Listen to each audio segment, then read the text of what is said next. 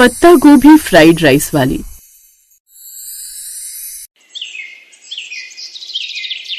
ममता अपनी माँ के साथ अपने खेतों में खड़ी हुई थी। सारी फसल तैयार हो चुकी थी। आधे खेत में धान उगा रखा था और बाकी के हिस्से में पत्ता गोभी, धनिया, मिर्च, टमाटर, इस तरह की हरी सब्जियां उगा रखी थी। चलो बेटी, जितनी भी फसल हुई है इसका आधा हिस्सा बाजार में बेच देते हैं और आधा हम अपने खाने के लिए रख लेते हैं, वरना हम साल भर खाएंगे क्या। अगले दिन दोनों माँ बेटी आधी फसल लेकर मार्केट में बेचने चली गई। मंडी में उन्हें उतनी फसल के सिर्फ 40,000 रुपए मिले। अरे भाई साहब, ये तो बहुत कम पैसे दिए आपने, इससे ज्यादा तो फसल पैदा करने में लग गया हमारा। बहन जी, इस बार सरकार ने रेट बहुत कम कर दिए हैं, मैं आपको अपनी जेब से तो दे नहीं सकता, अब जो है वो रख लीजिए। माँ अंकल बिल्कुल सही कह रहे हैं, इसमें इन बेचारे की क्या गलती, जो भी मिल रहा है ले लेते हैं क्योंकि हमारे पास तो भी फूटी कौड़ी भी नहीं है। दोनों माँ बेटी पैसे लेकर अपने घर आ गई। उनका घर बहुत साधारण सा था। अगली सुबह उनके घर कुछ आदमी आ गए। बहन जी, सुना है आपने फसल बेच दी है, अब जल्दी से सारी उधारी चुका दीजिए। अब दोनों माँ बेटी एक दूसरे को देखने लगी। खैर उसकी माँ ने 30,000 निकाल कर उस आदमी को दे दिए। अरे ये क्या पकड़ा रही हो बहन जी, आपको मालूम है ना, पूरा साल खेती करने के लिए सारा पैसा मैंने ही आपको दिया है। चाहे पानी लगाना हो, खेत जोतना हो, खाद डालनी हो, बीज लगाने हो, ये सब मिलाकर टोटल 50,000 हुए थे। भूल गई आप? हाँ भाई साहब, मुझे सब कुछ पता है, लेकिन आपको तो खबर लगी गई होगी कि इस बार सरकार ने फसल के रेट बहुत कम कर दिए हैं। अभी इतना ले लीजिए, हम जल्द ही आपको बाकी के पैसे लौटा देंगे। ठीक है, मैं आप लोगों को बहुत दिनों से जानता हूँ, इसलिए भरोसा कर लेता हूँ। पैसे लेकर वो लोग चले गए। इधर ममता और उसकी माँ ने 10,000 रुपए बचा लिए थे अपने खर्चे के लिए। लेकिन बेटी, खेती किसानी करने से क्या फायदा, फसल के रेट अच्छे मिलते नहीं, हर साल कर्जा अलग से चढ़ा जाता है हम पर। हमें तो उतना पैसा भी नहीं मिलता है जितना पैसा फसल उगाने में लग जाता है, तो फायदा ही क्या। माँ आप फिक्र मत कीजिए, अभी हमारे पास आधी फसल तो है ना, खेती के अलावा हम क्या कर सकते हैं, मैं कुछ न कुछ सोच लूंगी। फिलहाल आज शाम को चौराहे पर चलते गोलगप्पे खाने। शाम को दोनों माँ बेटी गांव के चौराहे पर पहुंच गए। वहाँ पर एक गोलगप्पे वाला गजोधर था। सारे गांव वाले उससे गोलगप्पे खा रहे थे। माँ, ये गांव वाले एक नंबर के चटोरे हैं, शाम होते ही गोलगप्पे खाने आ जाते हैं, चलिए हम लोग भी खाते हैं। दोनों माँ बेटी गोलगप्पे खाने लगे, तभी अचानक कुछ गांव वालों ने कहा, अरे हम लोग हर रोज गोलगप्पे खा खा कर बोर हो गए भैया, है, लेकिन इसके अलावा यहाँ कुछ मिलता भी नहीं, इतना पैसा भी नहीं है कि शहर जाकर फास्ट फूड खा सकें। हाँ चाचा, ये आपने बिल्कुल सही कहा, कुछ नया अगर यहाँ पर मिलने लगे तो मजा ही आ जाए।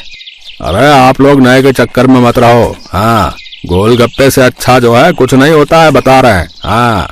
उन गांव वालों की बातें ममता बड़े ध्यान से सुन रही थी। गोलगप्पे खाकर दोनों माँ बेटी घर वापस आ गई। तभी ममता ने कहा, माँ आपने सुना था ना कि गांव वाले क्या कह रहे थे, उनकी दिली इच्छा है कि उस चौराहे पर कुछ नया फास्ट फूड मिले, तो हम लोग वहाँ पर फ्राइड राइस बनाकर बेचते हैं। चावल, बंद गोभी, शिमला मिर्च, गाजर, धनिया, हरी मिर्च, ये सब कुछ तो हमारे पास है ही। क्या बात है बेटी, ये तो तुमने बहुत अच्छा सोचा, पहले दिन से हमारा फ्राइड राइस बिकने लगेगा।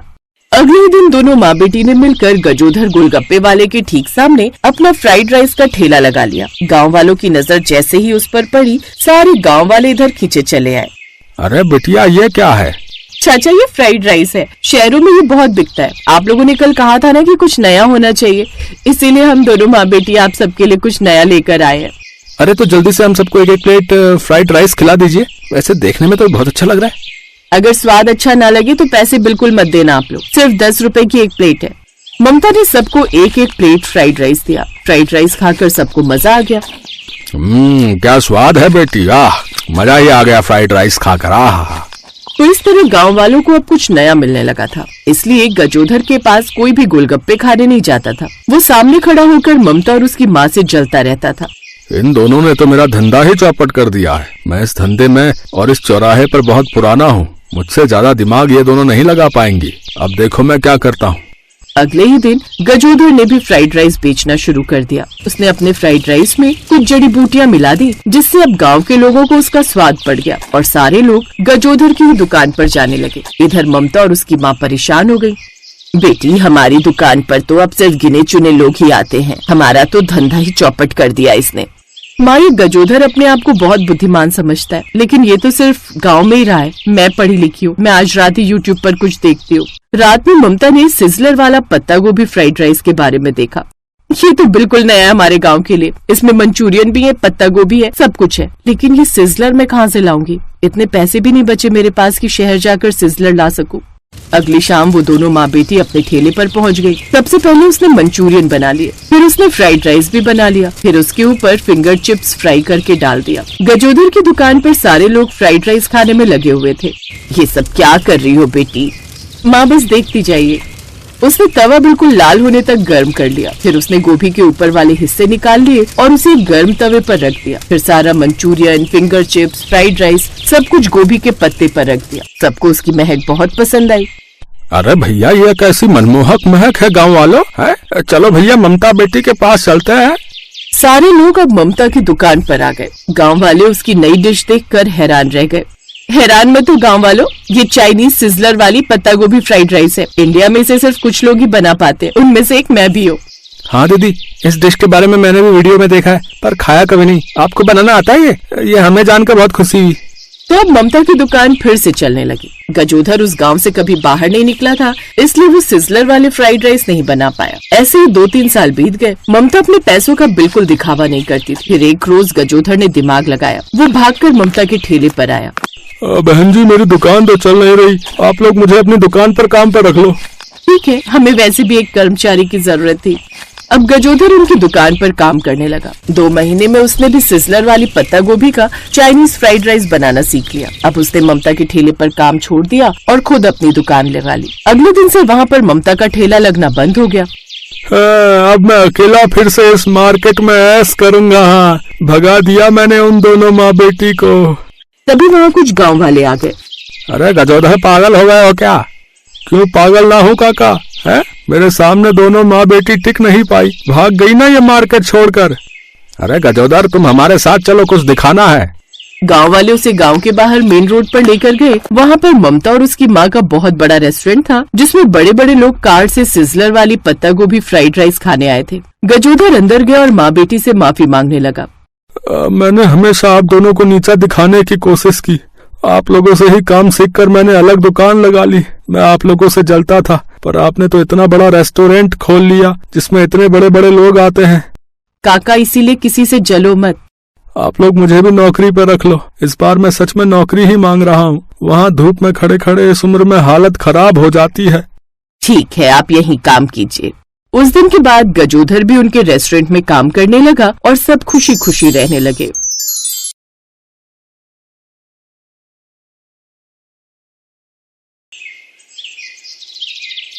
पूजा की शादी के लिए उसके घर वाले लड़का देख रहे थे। इसी वजह से उसकी मम्मी उसे रसोई में कोई न कोई खाने की चीज बनाना सिखा रही थी। मम्मी, मैं कितनी मर्जी कोशिश कर लूं, मैं ठीक से चावल नहीं बना पा रही हूँ। बताया तो था कि ठीक से नाप कर पानी डाला कर, तू फिर वही गलती दोहरा देती है। अगली बार जब मैं खाना बनाने खड़ी होंगी तो तू साथ खड़ी हो जाना और बिल्कुल ध्यान से देखना कि मैं कैसे चावल बनाती हूँ। ओके मेरी प्यारी मम्मा। पूजा की माँ, लड़के वालों ने पूजा को पसंद कर लिया है। कल हमें रेस्टोरेंट में बुला रहे। वो चाहते हैं कि कल ही रोका कर दे। कल? फिर तो हमें भी तैयारी करनी होगी। चावल की बात बीच में ही रह गई और पूजा की शादी की तैयारियां शुरू हो गई। खूब धूमधाम से पूजा की शादी हुई। शादी के बाद पूजा अपने ससुराल पहुंची। पूजा ने सबके लिए हलवा बनाया और सबने हलवे की बहुत तारीफ की। बहुत स्वादिष्ट हलवा बनाया है, सचमुच बढ़िया घी डालकर भुना हुआ हलवा है। हलवा बिल्कुल सही चीनी डालकर बनाया है, मीठा भी एकदम बढ़िया डाला है। हलवा अच्छा बनाया है पूजा, वैसे मैं भी ऐसे ही बनाती हूँ। बाकी चीजें तो अभी तुम्हारे हाथ की किसी ने खाई नहीं है, तो वो तो बाद में पता चलेगा कि तुम बाकी खाना कैसा बनाती हो। अच्छा ही बनाती होगी बहू, जैसे तुम बढ़िया खाना बनाती हो। मुझे हलवा खाकर यकीन हो गया है कि पूजा बहू भी खाना बनाने में माहिर होगी। सास की बात सुनकर पूजा थोड़ी टेंशन में आ गई, क्योंकि वो जानती थी कि वो सब कुछ अच्छा बना सकती है, पर चावल बनाने के लिए अगर किसी ने कहा तो कहीं चावल खराब ना बन जाए। अगले कुछ दिन तक तो पूजा ने खाना नहीं बनाया, पर धीरे धीरे जब पूजा रसोई में खाना बनाने लगी तो ऐसे ही एक दिन, पूजा मैंने राजमा बना दिया, तुम चावल बना लो। चावल? हाँ चावल, जीरे वाले। क्यों, क्या हुआ, नहीं बना सकती क्या? नहीं नहीं, ऐसी बात नहीं है भाभी, बना दूंगी, बना लेती हूँ। पर उसे यही चिंता थी कि उसके चावल खराब ना हो जाए। काफी देर तक पूजा सोच में डूबी रही। अचानक कुछ मेहमान मिलने के लिए आ जाते हैं। क्या बात है पूजा, तुमने अभी तक चावल नहीं बनाए? तुम्हें पता है ना मामा जी मामी जी वगैरह सब खाने के समय आए तो राजमा बने हुए हैं। तुम्हें एक चावल बनाने के लिए बोले, तुमने अभी तक वो भी गैस पर नहीं चढ़ाए। भाभी वो चावल भिगोए थे, बस बना ही रही हूँ। अब पूजा के पास चावल बनाने के सिवा और कोई चारा नहीं था, क्योंकि पहले ही अलका उसे 2 बार टोक चुकी थी। पूजा ने चावल बनाना शुरू किया। बीच बीच में उसकी जेठानी उसे देख रही थी। पूजा ऐसे काम नहीं चलेगा, देखो मैं इतने काम एक साथ कर लेती हूँ और एक तुम हो जो एक काम करने में घंटों लगा देती हो। अब जल्दी से चावल बना लो, मेहमानों के लिए खाना लगाना है। अलका बार बार उसे चावल के लिए बोलने आ रही थी, पर हर बार की तरह इस बार भी पूजा के चावल पूरी तरह से चिपक कर घुट गए थे। बन गए चावल? एक काम करो, तुम डाइनिंग टेबल पर ले आओ, मैंने सब कुछ लगा दिया है, मैं सलाद रख रही हूँ। पूजा ने चावल बर्तन में निकाले और सबके लिए डाइनिंग टेबल पर ले गई। अरे वाह, आज तो नई बहू के हाथ के चावल खाने को मिलेंगे। पूजा बहू, हमें पूरा यकीन है कि तुमने बढ़िया चावल बनाए होंगे। लाओ भाई, राजमा भी दो और चावल भी। पूजा चावल के बर्तन से ढक्कन हटाती है तो सब लोग जब चावल की तरफ देखते हैं तो हक्के बक्के रह जाते हैं। ये क्या है पूजा, तुमने तो चावल की जगह चावल का भरता बना दिया। ये कैसे घुटे हुए चिपके चावल बनाए? मुझे नहीं पता था कि तुम चावल नहीं चावल का भरता बनाओगी। सॉरी, ये सच है, मुझे चावल बनाने नहीं आते। कोई बात नहीं बहू, हम ऐसे ही मिक्स करके खा लेंगे। लाओ दे दो। मामा जी मामी जी, मैं दूसरे चावल बना लाती हूँ। अलका बहू, जाकर रोटी सेक लो। सॉरी मामा जी, सॉरी मामी जी। कोई बात नहीं बेटा, बार बार सॉरी मत बोलो, कभी कभी कुछ चीजें नहीं बनानी आती। देखो तो, हमने तो खा भी लिए। पूजा, अलका से रोटी ले आओ, उसने बना ली होगी। कुछ देर बाद जब मामा मामी चले गए तब अलका ने तूफान खड़ा कर दिया। आपको पता है देवर जी, पूजा ने दोपहर में चावल का भरता बना दिया था। इतनी शर्म आ रही थी मामा जी मामी जी के सामने। बताओ तो वो क्या सोच रहे होंगे कि छोटी बहू को चावल बनाने नहीं आते। पूजा की जेठानी इतना शोर मचाकर उसका अपमान कर रही थी कि पूजा की आंखों में आंसू आ गए। बस भी करो अलका, कितना सुनाओगी? अरे नहीं आते तो क्या हुआ, मैं बनाने सिखा दूंगी बहू को चावल। पूजा बहू चिंता मत करो, आज जो गलती तुमसे हुई है उसके लिए पछतावा करने की कोई जरूरत नहीं। कुछ चीजें ऐसी होती हैं जो हम ठीक से बना ही नहीं पाते। अब मुझे ही देख लो, मैं जब भी आटा गूंथती हूँ तो मेरे से आटा ढीला हो जाता है, मैं आटा सख्त गूंथ ही नहीं पाती। अलका बहू, तुम भी तो कई बार जब कढ़ी बनाती हो तो कभी तो बहुत अच्छी बन जाती है, कभी बिल्कुल नहीं बनती। तो क्या इसमें तुम अपने लिए ढिंडोरा पीटती हो कि तुमसे चीज अच्छी नहीं बनी? और रही बात इन चावलों की, हम इन चावल का भरता ही बनाएंगे, एक नई रेसिपी। चलो पूजा बहू, रसोई में चलते हैं। तुम मुझे प्याज, टमाटर, हरी मिर्च, लहसुन, अदरक सब कुछ काट कर दो, मैं इन चावल का भरता बनाऊंगी। और कल से मेरी ड्यूटी शुरू होगी तुम्हें चावल बनाना सिखाने की। अपनी सास की बात सुनकर पूजा के चेहरे पर सुकून की मुस्कान आ जाती है। पूजा की सास चावल का भरता बनाती है क्योंकि वो जानती थी कि पूजा ने भले ही चावल घुटे हुए बनाए हैं पर दिल से बनाए हैं, इसलिए वो पूजा के बनाए हुए चावलों का मान रखती है और सबको चावल का भरता बहुत ही टेस्टी लगता है। वाह प्रकाश की माँ, तूने तो नया ही तरीका अपनाया चावल से भरता बनाने का। बड़े स्वाद लग रहे हैं तुम। पूजा बहू, एक काम करो, तुम चावल बनाना सीखना छोड़ ही दो, तुम ऐसे ही चावल बनाया करो, तुम्हारी सास इनका भरता बना दिया करेगी। क्यों भाई? नहीं नहीं, चावल भी सीखेगी हमारी बहू। ये अलग बात है कि कभी कभी ये भी ट्राई किया करेंगे, पर बहू को मैं ऐसे चावल बनाना सिखाऊंगी कि चावल का एक एक दाना अलग होगा। अगर चावल खिले खिले बनाने हैं तो सबसे पहले उन्हें बनाने का तरीका सिखाऊंगी। कुकर में कैसे बनाने हैं, खुले में कैसे बनाने हैं, सब तरीके अलग अलग होते हैं। कितने चावल, कितना पानी, हर किसी का अपना हिसाब होता है, पर चावल ऐसे बने होने चाहिए कि बर्तन से एक दाना भी ना चिपके। वही सबसे बढ़िया चावल बनने की पहचान होती है। थैंक यू माँ जी, आपकी जैसी सास पाकर सचमुच मैं बहुत खुश हूँ।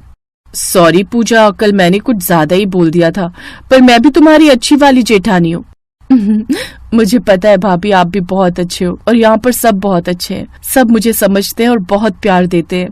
पूजा की सास उसे चावल बनाने का सही तरीका बताती है। कुछ दिनों बाद पूजा बहुत अच्छे बढ़िया खिले खिले चावल बनाना सीख जाती है, पर कभी कभी उसके ससुराल में अब चावल का भरता भी बनने लगा, क्योंकि कहीं न कहीं पूजा के हाथ के बने चिपके चावल एक नई पसंदीदा डिश बन गए थे।